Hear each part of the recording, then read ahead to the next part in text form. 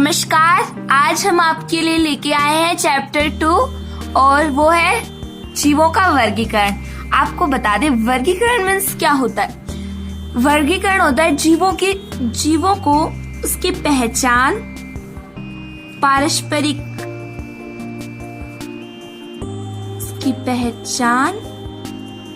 पारस्परिक संबंधों के आधार पर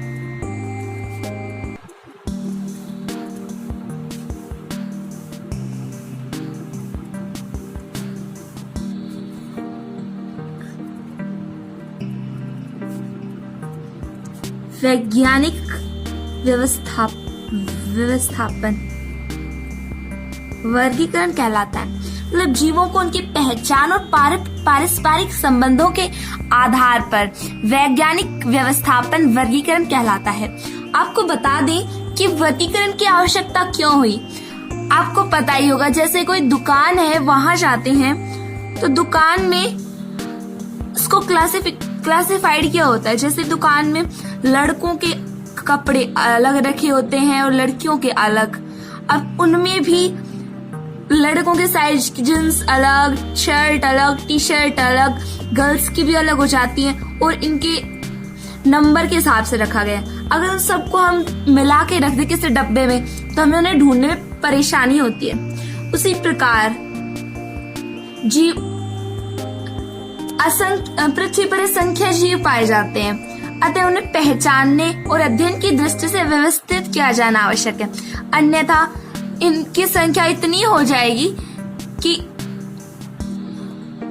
उनकी जातियों का अध्ययन कर पाना असंभव हो जाता है। इसीलिए वर्गीकरण की आवश्यकता हुई। वर्गीकरण की आवश्यकता का मेन कारण है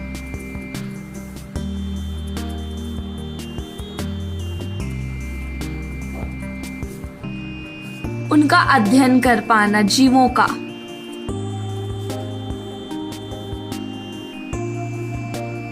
नेक्स्ट है अपना टॉपिक सी में पादप वर्गीकरण का संक्षिप्त इतिहास। जीवों का वर्गीकरण का इतिहास है वो बहुत प्राचीन रहा है। वर्गीकरण प्रणाली जो है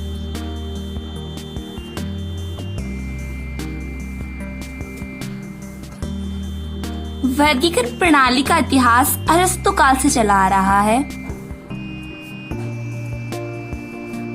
मापदंडों का प्रयोग करते हुए अरस्तु ने संपूर्ण जीवों को 2 भागों में बांटा है।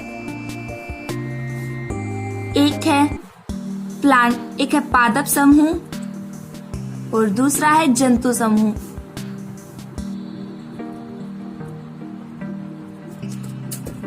आपको बता दें कि आधुनिक वर्गीकरण के जनक, ये क्वेश्चन बहुत से कंपटीशन एग्जामों में पूछा जाता है।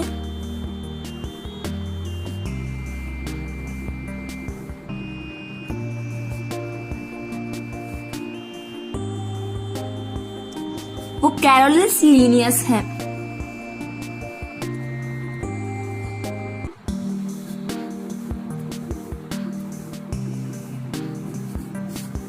याद रखें, कैरोलस लीनियस आधुनिक वर्गीकरण के जनक है। कैरोलस लीनियस ने द्विजगत प्रणाली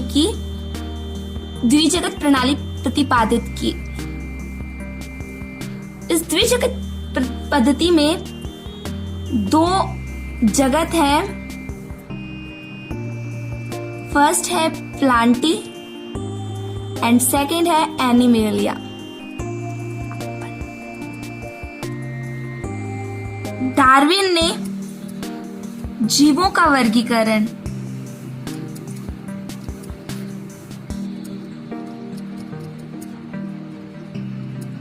जाति वृत्तीय पद्धति डार्विन ने जीवों का वर्गीकरण के लिए जाति वृत्तीय पद्धति प्रतिपादित की। अब हमारा नेक्स्ट टॉपिक है कि वर्गीकरण के प्रकार व विभिन्न वैज्ञानिकों द्वारा दिए गए वर्गीकरण का संक्षिप्त इतिहास।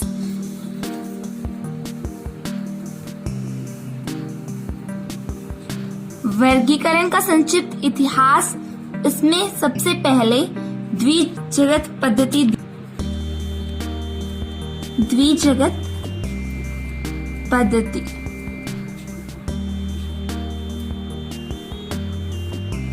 इसका प्रतिपादन 18वीं शताब्दी में, हम आपको पहले भी बता चुके हैं ऊपर कि द्विजगत पद्धति कैरोलस लीनियस ने दी थी। तो ये कैरोलस लीनियस ने दी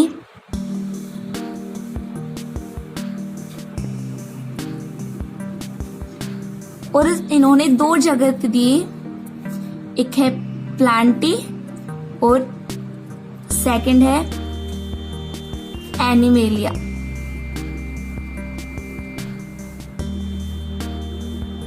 पूछा जा सकता है कि द्विजगत प्रणाली किसने दी या फिर आधुनिक वर्गीकरण के जनक किन्हें कहा जाता है। तो याद रखना 18वीं शताब्दी में कैरोलस लीनियस ने 2 जगत दी, प्लांटी और एनिमेलिया, जिसे द्विजगत पद्धति कहा गया। नेक्स्ट है त्रिजगत पद्धति।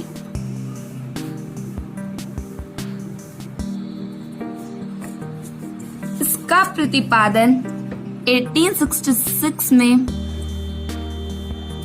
हैकल ने दिया था।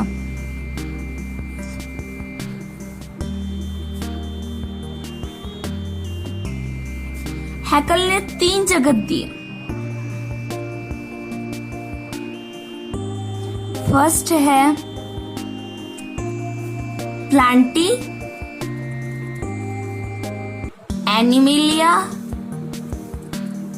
एंड थर्ड जो नया है वो है प्रोटिस्टा। तो हैकल ने जो तीसरा नया जगत है वो प्रोटिस्टा दिया। त्रिजगत प्रणाली पद्धति हैकल द्वारा दी गई और उन्होंने ये 3 जगत दिए। नेक्स्ट है चतुर्जगत पद्धति। ये पद्धति 1938 में कोपलैंड द्वारा दी गई।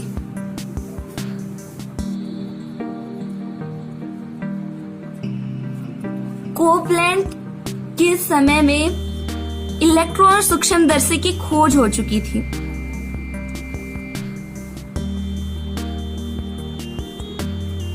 जिससे प्रोकैरियोटिक जीवों की खोज हो गई। तो इन्होंने 4 जगत दिए। चतुर्जगत प्रणाली में 4 जगत।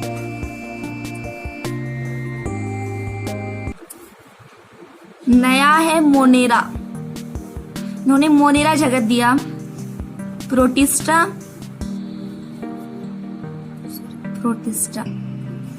एनिमेलिया और प्लांटी।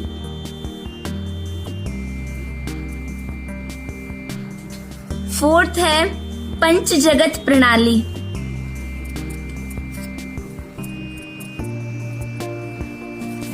पंचजगत प्रणाली 1969 में R.H. व्हिटेकर द्वारा दी गई थी।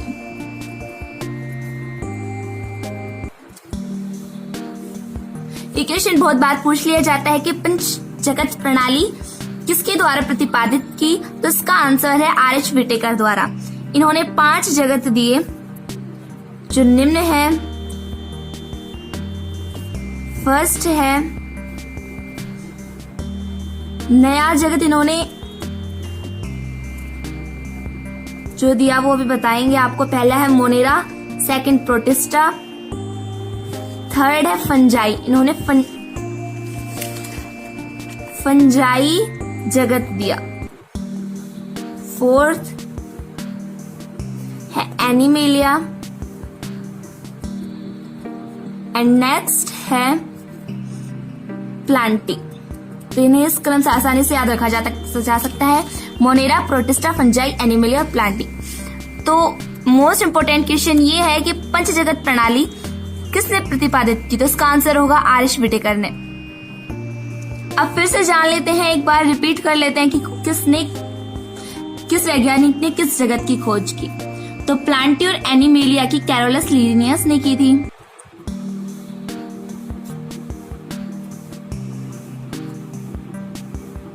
फंजाई की अभी R.H. व्हिटेकर ने की थी। ये भी हमने ऊपर पढ़ा है। प्रोटिस्टा की खोज हैक्कल ने की थी एंड मोनेरा की खोज कोपलैंड ने की थी। अगर आपको हमारे नोट्स चाहिए तो डिस्क्रिप्शन बॉक्स में PDF दी हुई है, देख सकते हैं। अब हम इन सभी जगत के बारे में थोड़ा थोड़ा पढ़ेंगे, लेकिन उससे पहले हम जान लेते हैं प्रोकैरियोटिक और यूकैरियोटिक के बारे में।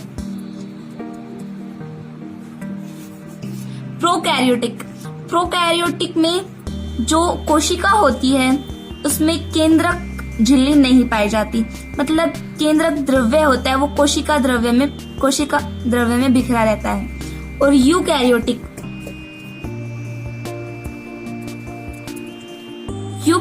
में जो कोशिका द्रव्य और केंद्रक द्रव्य के मध्य केंद्रक झिल्ली पाई जाती है, जबकि प्रोकैरियोटिक में केंद्रक झिल्ली का अभाव होता है, अर्थात केंद्रक द्रव्य कोशिका द्रव्य में बिखरा रहता है। और इसमें अलग अलग रहते हैं, केंद्रक द्रव्य केंद्रक झिल्ली में रहता है और कोशिका द्रव्य बाहर रहता है। अब हम इन सभी के बारे में पढ़ेंगे। फर्स्ट है मोनेरा, तो चलिए फर्स्ट है मोनेरा, तो इसके बारे में पढ़ते हैं। ये प्रोकैरियोटिक, इसमें प्रोकैरियोटिक जीव रखे गए हैं। आपको भी बताया था कि प्रोकैरियोटिक जीव किसे कहते हैं, जिनके केंद्रक झिल्ली नहीं पाई जाती है और केंद्रक द्रव्य कोशिका द्रव्य में बिखरा रहता है। इनकी जो कोशिका भित्ति है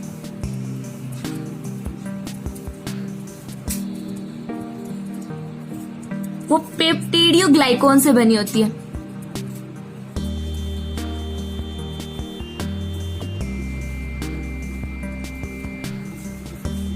और इनमें पोषण मोनेरा जगत में जो जीव आते हैं उनमें पोषण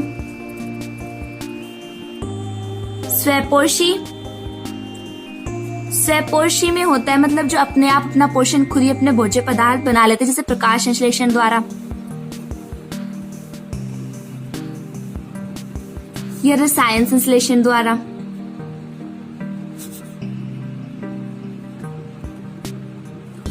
या फिर विषमपोषी।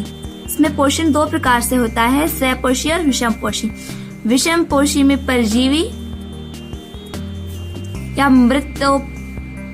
मृतोपजीवी प्रकार का होता है। इनमें जनन संयुग्मन विधि से होता है।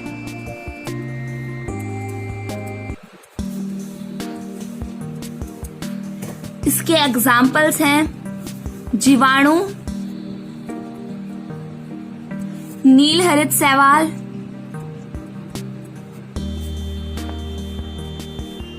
और माइकोप्लाज्मा।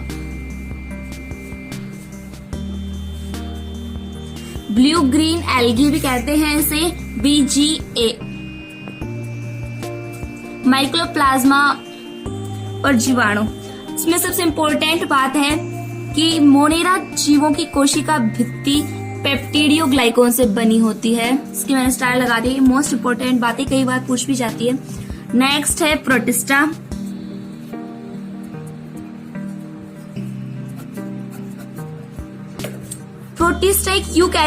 प्रोटिस्टा में यूकैरियोटिक जीव आते हैं।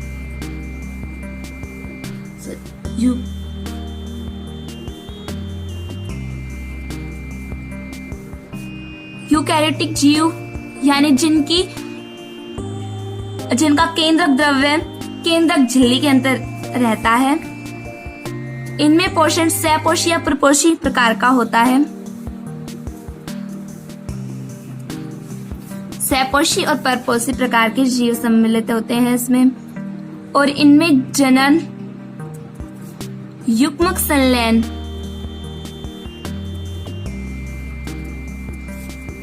व संयुग्मन विधि से होता है। इसके एग्जाम्पल्स हैं अमीबा, पैरामीशियम। पैरामीशियम का जो आकार होता है वो चप्पल जैसा होता है। युगलीना। नेक्स्ट है फंजाई।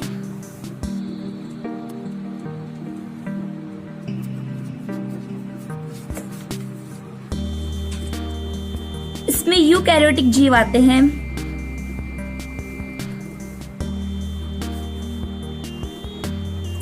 मतलब इसमें केंद्रक झिल्ली पाई जाती है। इनकी कोशिका भित्ति काइटिन से बनी होती है।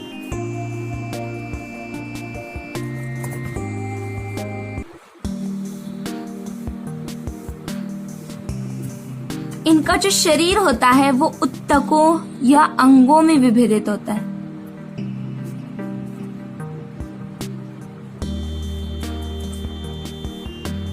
अंगों में विभेदित या विभाजित होता है। इनमें जनन लैंगिक और अलैंगिक दोनों प्रकार का पाया जाता है।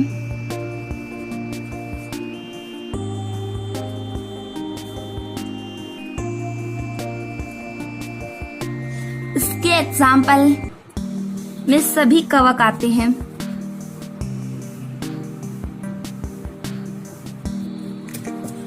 ये इम्पोर्टेंट है। कोशिका भित्ति इनकी काइटिन से बनी होती है और मोनेरा की पेप्टिडियोग्लाइकॉन से बनी होती है कोशिका भित्ति।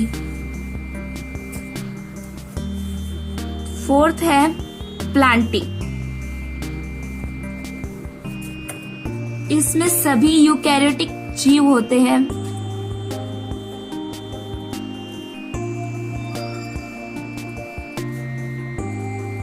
जो अपना पोषण स्वयं करते हैं,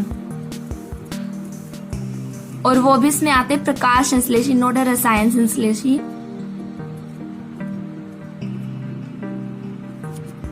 इनकी जो कोशिका भित्ति होती है वो सेलुलोज की बनी होती है।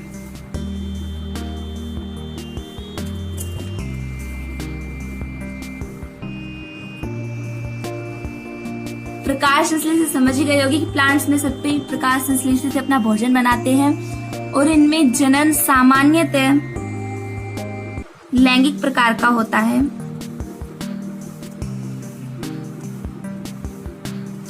इसके एग्जाम्पल्स में सभी पादप आते हैं।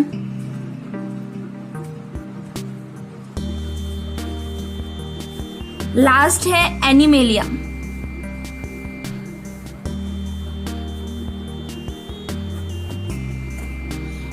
इस जगत में यूकैरियोटिक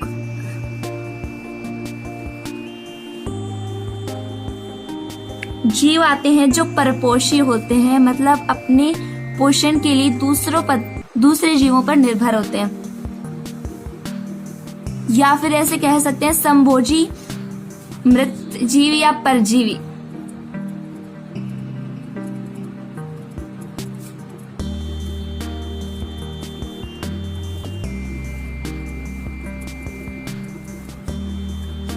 इनकी कोशिका भित्ति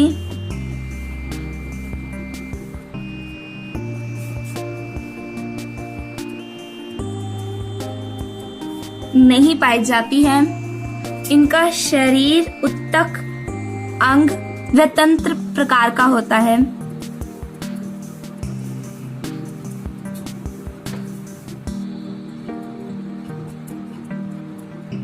इनमें जनन सामान्यतः लैंगिक विधि से होता है।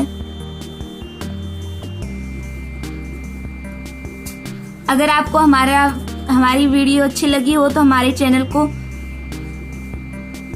सब्सक्राइब जरूर करें और लाइक और कमेंट एंड शेयर जरूर करें। आशा करती हूँ कि आपको वीडियो पसंद आई होगी। धन्यवाद।